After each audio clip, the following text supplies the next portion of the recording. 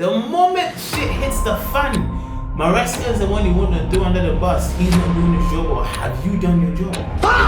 This man lost his best centre back, requested for a centre back, and they told him he has internal solutions. The man literally let some of his money go just to get away, just for his own sanity. Dude, that I was like, what?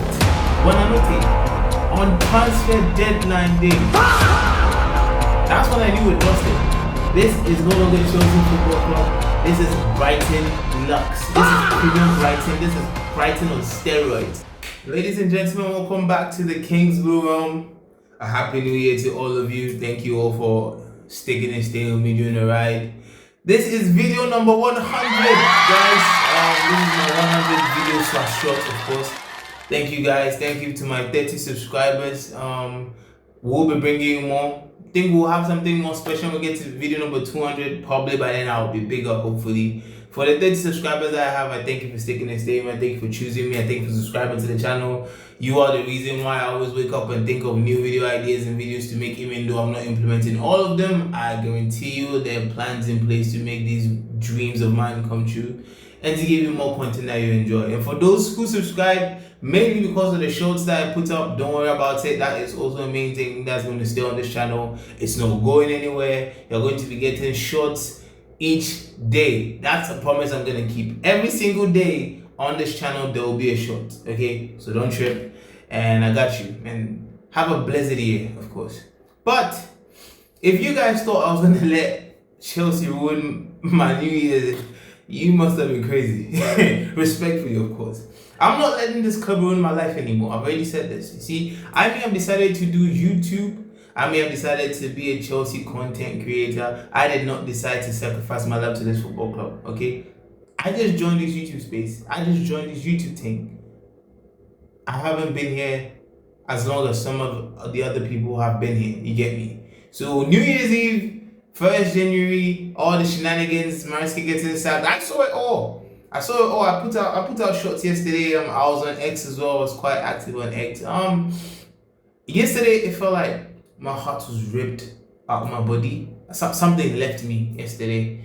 You get me? I felt like something was taken out of me, taken out of Chelsea that I didn't think was going to be taken out. You see, this club model, honestly, has been a hot piece of stinking whatever. Don't want to use some words anymore. New Year, I want to tone down the profanity on this channel. I want to make it family friendly. I want it to be for everybody, old and young. So I'm going to filter out some words nowadays, okay?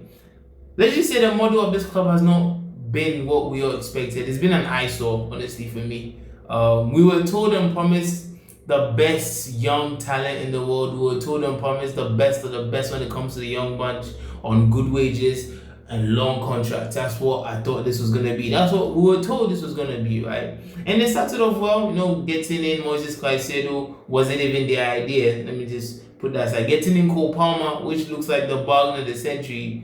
And aside Cole Palmer, I think that's the best business I've done. Okay, Enzo wasn't from these guys. Caicedo, I don't think, was from these guys as well. I think the only solid signing they've made is Cole Palmer and Estevao, who's proven to be the truth. These guys have bought me João Felix, they've bought me Renato Vega, they've bought me Tosin Adarabioyo, they've bought me Garnacho, Buonanotte, Bino Gittins, Pedro Neto. These guys have brought me nothing that can win me a league. Okay, they have bought me mid-table fodder. Okay, that's what these guys have bought me. When did Chelsea start loaning players to develop them for other clubs? That was the first red flag. This sounds like, what? Buonanotte on transfer deadline day. That's when I knew we'd lost it. But I know there's hope and copium. We always try and stay on track, try and stay hopeful for the season. Maybe probably because Maresca, I had more faith in Maresca than I had in the squad. As crazy as that sounds, because I've seen this manager win at places we thought we wouldn't win. Last season, we didn't think we'd get top 4. He beat teams that we didn't think he could beat. He won at Nottingham Forest when everybody else thought he was going to lose. Teams like Arsenal, Liverpool, City had all drop points there. He went there, he won. He went to the Club World Cup, played some very good football, beat some great teams, beat PSG 3-0 in the Club World Cup final to be the only world champion, something I've been parading since the beginning of this YouTube channel. And I was thinking, oh shit, we have a manager here, you know? We have a guy that we can build a team around. Maybe the players may change, but the manager will stay for a very long time. And with him, we have started a winning culture, a winning mentality, and it's spread across everybody that comes in because they know here we're winners. In as much as we have young kids, they are also men. Quoting Maresca there. But, nah. The moment this guy came up with some ambition, the moment he tasted silverware and was like, you know what, this club deserves more, this fan base deserves more. These players that I have that are world class, as we all say, deserve more. He was shut down immediately. This man lost his best centre back, requested for a centre back, and they told him he has internal solutions. Who are the internal solutions? Benoit Badiashile, Tosin Adarabioyo, okay, Disasi, who's in the bomb squad. Mind you, at that point in time when he was told he had internal solutions, Fofana was not even fit yet. He had Joshua Champon, Trevor Chalobah, and Tosin. Okay. Before this season, I didn't know Tosin was this bad. And we saw Chalobah and Champon in the first game against Crystal Palace. I was like, okay, maybe we'll be fine. But brother, what Tosin Adarabioyo has done to this team this year, this season, to look at that man and tell him that he has internal solutions as centre-backs is criminal and diabolical. It's a sackable offence for anybody out there to tell your manager, look him in the face and tell him that Tosin Adarabioyo is a valid candidate for starting centre-back at Chelsea. Big man thing, it's sackable. They should be sacked. But no. The man who coached the team beat the likes of PSG, Barcelona, had a very good game against the likes of Liverpool and City and all that. No. He doesn't get the 6-year contract. The bums do. Okay, the people that are signing the inexperienced, the people that are signing the players that we can all agree are below power, like Garnacho and Gittins and the rest, they get the 6-year contract for their manager's hard work. And when shit goes south, we don't look at them. We look at the manager and be like, why are you playing Gusto in here? Why are you playing this here? Why are you doing this here? Because it works. And when it works, you shut the fuck up. But the minute it goes wrong, you point fingers at him. And that's what Maresca was pointing out. This has been the worst 48 hours of my stay at Chelsea, whatever. That was what he was trying to say. When I do these things because I don't have enough, I don't have what I want, and it works, nobody comes out and says, you know what, you're doing a very good job with the little that you have, blah, blah, blah, blah. Nope. The moment shit hits the fan, Maresca is the one you want to throw under the bus. He's not doing his job, or have you done your job?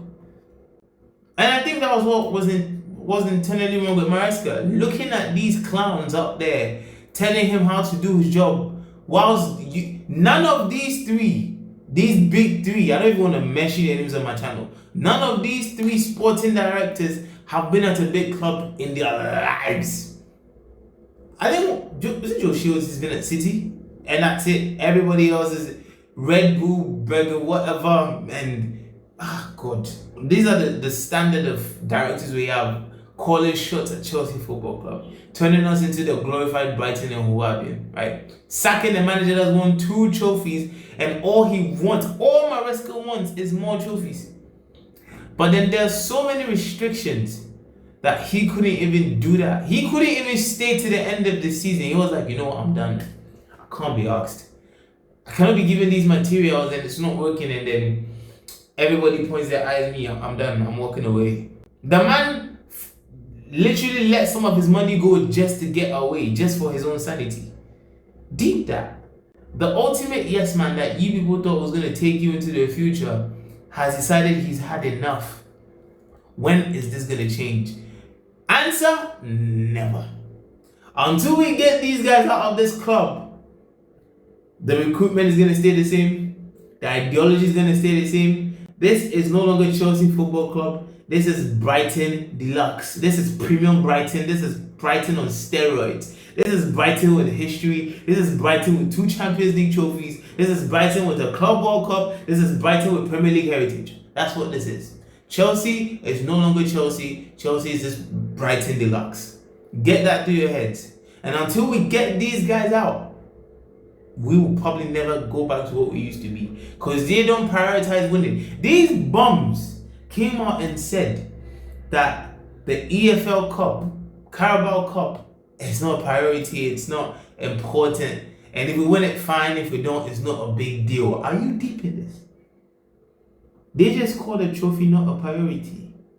Do you know what the priority is though? Flipping Garnacho for money. The priority is flipping Buonanotte, that's if we decide to buy him. The priority is flipping Enciso for money. The priority is flipping Estevao, Cole Palmer. Because we're going to get there. Don't you think that if 120 million, 200 million came in on the table for Cole Palmer or Caicedo, these people are not selling?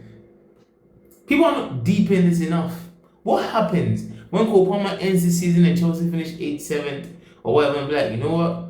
City decide they want their kid back. They come and they bring in 120 million for Cole Palmer, and Cole Palmer's like, hey, no, I want to leave. What do you think happens then? Do you think these people are going to say no? Fuck no. What do you think will happen if Cole Palmer, Caicedo, Enzo, Reece James, and all these big boys head to the director's office and be like, you know what? We love this club. We've been here for a long time. We want to win trophies. So, in order to win trophies, we request a bit more quality, a bit more help into the squad. We want, first of all, we want improved contracts. We want more money. And secondly, we hope that the squad can be improved enough to challenge for a Premier League title. These people, I bet you, will sell every single one of these players in a heartbeat. And do you know what they're going to replace them with? Barco, Morera. They're going to replace them with Emiga. Strasbourg players, Brighton players. That's what we're going to have at Chelsea. These guys have no winning mentality. They have no passion. They have no desire to win. They want money. And that's what we need to get. We need to get these people out. And how do we do that? It's not on us. It's not on people who create content online. This is not on people who are on X. This is only up to those who go to the stadiums. This is up to those who pay hard-earned money to sit at Stamford Bridge week in, week out and watch the bullshit that these people are doing. This is for the people, the season ticket holders. You are the ones that can make a change, okay? Don't sit online and sit behind your phones and talk all the hot stuff and then end up going to the stadium and shouting your lungs out. I know we all love Chelsea. I love Chelsea. I would love us to win games. But under this model, it's highly unrealistic. Whether we can win with these players, we are yet to see. If you really think that Maresca was the issue at Chelsea, I beg you're on your own. I don't believe that. I think this is deeper than that. And it shows in the kind of recruitment they're making after. To the point where they are not trying to hire a top-class manager, because no top-class manager is willing to work under the regime these people are bringing out. Okay? No top-class manager is willing to have people in the locker room whilst he's trying to give a team talk or whilst he's trying to motivate his players after a game. No one wants to have that. But we have a lab rat in Liam Rosenier or whatever his name is, who probably takes this job. I cannot be bothered to mention his name, so I'll call him Matisse. Matisse is going to be taking this job. I can almost guarantee it. We were linked to Javi Hernandez and Iraola and whoever. The kind of managers we've been linked to. Out of everybody we were linked to, I think the Porto manager and Javi were the only ones that I was kind of a bit optimistic about. But I knew it was a smoke screen. The same way Semenyo in the transfer window was a smoke screen and Javi Simmons was a smoke screen. That's what this club do. They put in the names we want to hear with the names they want.